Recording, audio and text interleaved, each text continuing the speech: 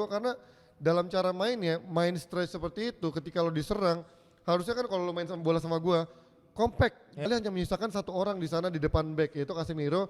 Bahkan pernah sekali, tadi gue lihat ada 2 kali momentum Casemiro yang justru agak naik, Bruno-nya yang ada di belakang gitu kan. Dan menurut gue itu parah banget karena secara defense atribut mereka berdua udah lewat picknya dari si Casemiro. Bruno bukanlah pemain yang bisa defense sangat bagus walaupun sesekali bisa ngerebut bola.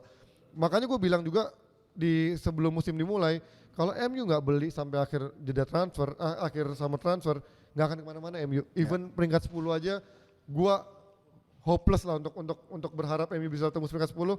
Menurut gue tuh udah bagus banget. Tapi dengan cara main kayak tadi, menurut gue susah kalau dia nggak beli gelandang bertahan. Even kiper, dua ini yang paling gue highlight, gelandang bertahan sama kiper.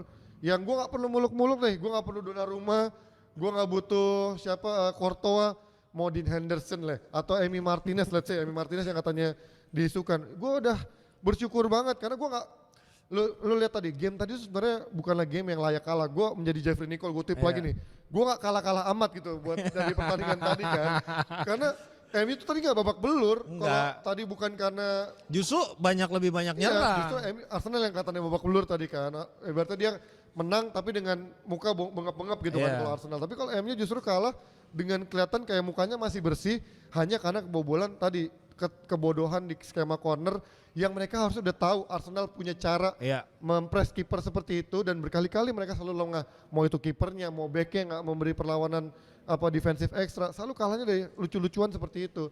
Jadi tadi kalahnya bukan karena skema, bukan karena permainan, tapi karena lucunya itu loh.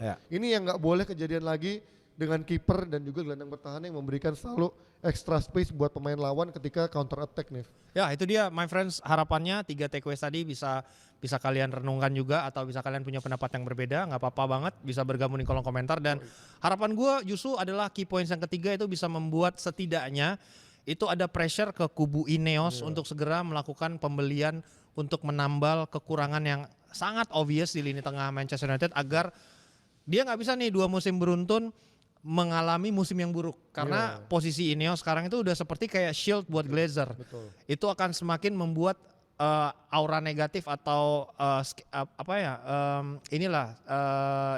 hal yang buruk lah buat Sir Jim. Ketidakpercayaan lagi. Yang baru gitu kan. Jadi kayak makin toksik gitu menurut gua nanti. Jadi semoga ya, jadi kayak dengan kondisi ini matanya terbuka, jadi akhirnya ya udah mendingan gua keluarin uang sekarang sedikit PSG, lu extend kontrak gua, nggak apa-apa gua turunin gajinya sedikit, tapi ditarik penawaran itu sama PSG. PSG prinsipnya pengen cash in, udahlah.